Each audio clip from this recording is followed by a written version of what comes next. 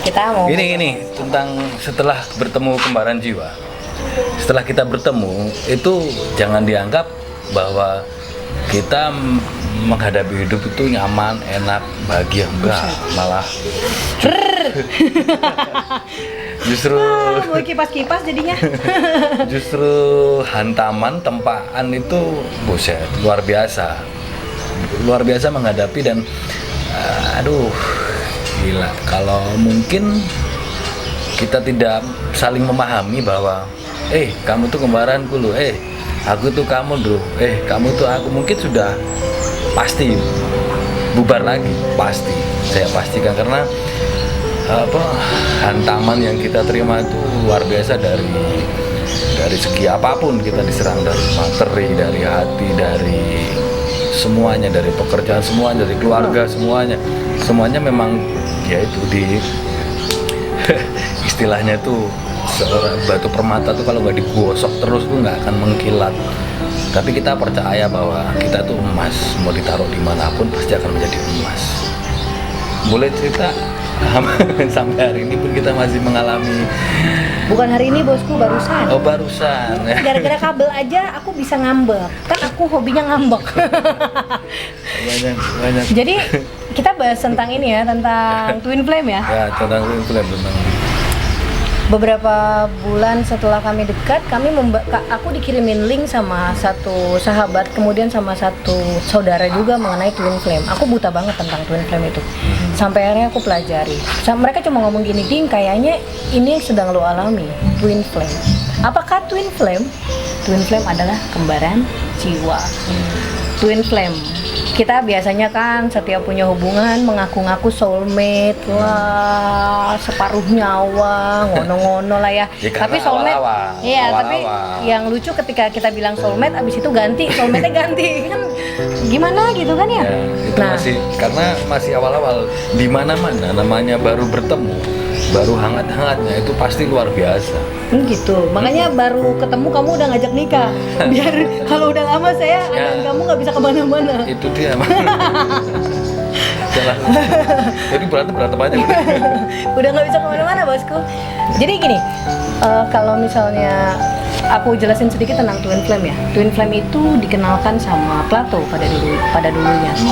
Seperti yang kita tahu, Plato itu seingat saya, sepemahaman saya, dia ada di zaman kita belum memiliki kepercayaan ya.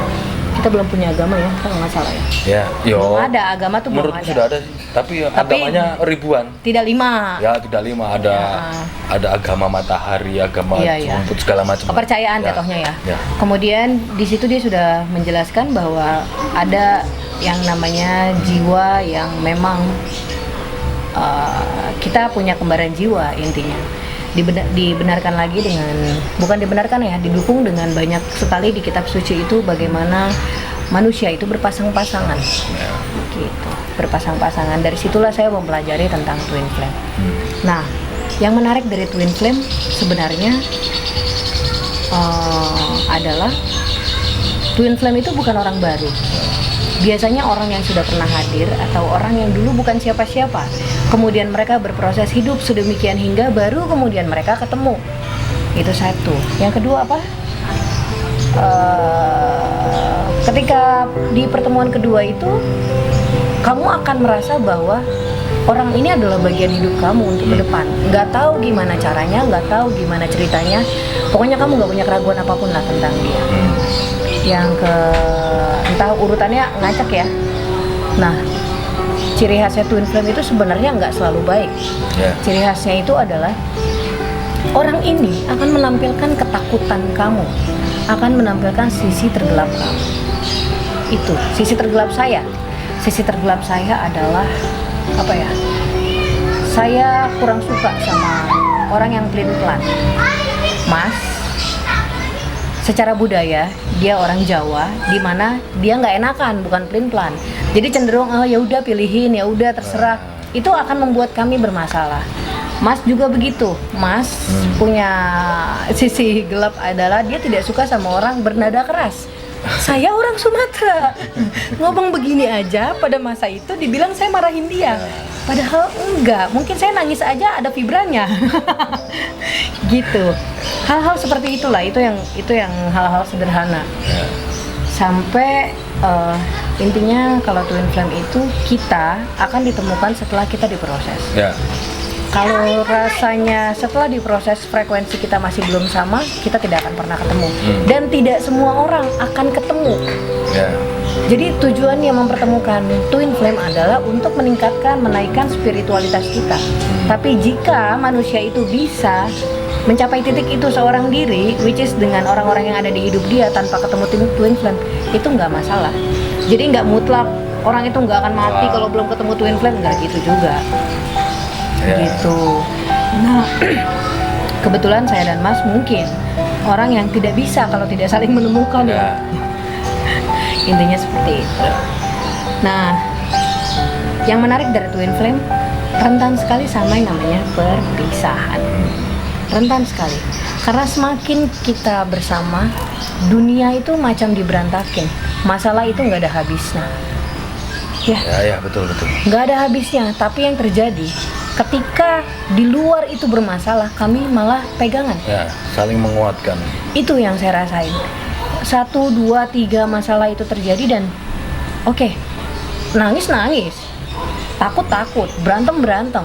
Tapi yang terjadi kami saling pegangan. Oke, semua akan baik-baik. Oke, abis ini kita gini. Oke, abis ini kita gitu. Ketika dia yang melakukan kesalahan, ya, dan menimbulkan masalah maksudnya, ya saya duduk dan oke, abis ini gini. Yang penting bodo amat dunia rusak. Itu bukan urusan kita. Dunia sudah autopilot kata Abah ya. Sudah autopilot, sudah ada settingannya sendiri-sendiri. Tapi kami percaya dengan kami sama-sama akan terjadi yang namanya banyak masalah di luar, tapi pembenahan di dalam. Gitu. Oh iya. Ada lagi Mas? Udah. Bingung ya? Bingung. Dia biasanya bikin bahan. Jadi kalau disuruh ngoceh dia bingung. Ya mungkin ini sesi untuk pamungkas di Kembaran Jiwa perkenalan tadi. Besok kita akan mulai dengan Membagikan cerita-cerita seru. cerita dan lompatan-lompatan kehidupan. Membagikan lompatan kehidupan bagaimana kita bisa tetap masih duduk manis, tetap tersenyum, terus tetap melakukan hal-hal yang luar biasa. Oke. Alright, terima kasih Sip. sudah duduk manis.